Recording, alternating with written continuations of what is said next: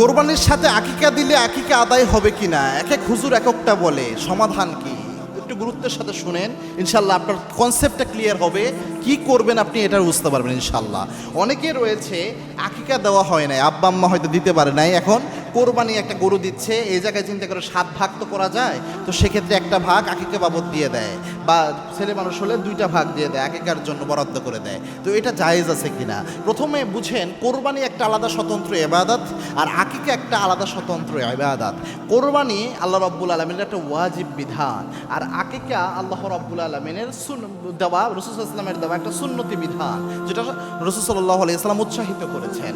এবং কে কোরবানির ব্যাপারে বলা হয়ে থাকে, কারো কোরবানি যদি আল্লাহর দরবারে কবুল হয়ে যায়, এই কোরবানির যে পশু রয়েছে, পশুর গায়ে যত লোম থাকে প্রায় সমপরিমাণ সওয়াব আল্লাহ তার আমলনামায় তুলে দেয়। সুবহানাল্লাহ। এবং আল্লাহ রাব্বুল আলামিন নিজে বলেছেন, লান ইয়ানালাল্লাহু লুহুমহা ওয়ালা দিমাউহা ওয়ালাকিন ইয়ানালুহু তাকওয়া মিনকুম। কোরবানির গোশত, রক্ত কোনোটা আল্লাহর কাছে পৌঁছায় না, একমাত্র পৌঁছায় হচ্ছে তাকওয়া।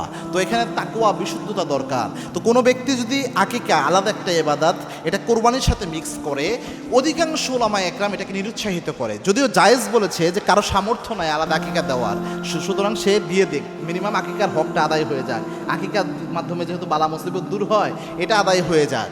এটা ক্ষেত্রে অনেক উলামায়ে একরাম বলেছে এটা জায়েজ হবে, কোনো সমস্যা নাই যদি তার সামর্থ্য কোনোভাবেই না কুলায়। তবে সব উলামায়ে একরাম বলে, এবং আমিও বলি, আপনি একজন বুদ্ধিমান মানুষ হিসেবে চিন্তা করেন তো, যে খরচ কিন্তু আপনার অনেক বেশি হচ্ছে। একটা গরু যখন আপনি কোরবানি দিচ্ছেন, ধরেন 50,000 টাকার একটা গরু আপনি দিচ্ছেন, ওইটা আপনার দেওয়া দরকার কি? আপনি একটা ভালো তরতাজা খাসি দেন, 20,000 টাকার একটা খাসি কোরবানি দেন, আর যে বাকি 30,000 টাকা থাকে এটা দিয়ে আরও 2টা পশু, 2টা খাসি আপনি কিনে, বা 2টা ছাগল আপনি কিনে আপনি আকিকা করে দেন, ফিরে তো হিসাবে একই হলো। তো সেক্ষেত্রে যেটা হবে, আপনার গোস্ত খাওয়াও হবে, পাশাপাশি আপনার সন্দেহের মধ্যে ঢুকতে হলো না, আপনি সন্দেহমুক্ত থাকলেন। তো আপনি যদি বুদ্ধিমান ইমানদার হন, আপনার কখনোই উচিত না সন্দেহের মধ্যে পড়বেন যে জিনিস দেয়া, এই কাজ করা। যেহেতু মনে করেন 90% আলেম বা 80% আলেমে যদি বলে যে হয়ে যাবে কোরবানি, 20% আলেম তো বলছে যে কোনোভাবে এই কোরবানিও হবে না, আকিকাও হবে না, এটা বলেছে, আপনি অস্বীকার করতে পারবেন না। তো আপনি সন্দেহের মধ্যে কেন যাবেন ভাই? টাকা তো ঠিকই খরচ করবেন,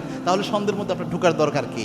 এজন্য চেষ্টা করেন যে আপনি আকিকা আলাদা রাখার জন্য, কোরবানি আলাদা রাখার জন্য। যেহেতু খরচ আপনি করবেনই, আলাদাভাবে দেন, তাহলে সন্দেহ মুক্ত হতে পারবেন। আল্লাহ আমাদের বুঝার তৌফিক দান করুন। আল্লাহুম্মা আমিন।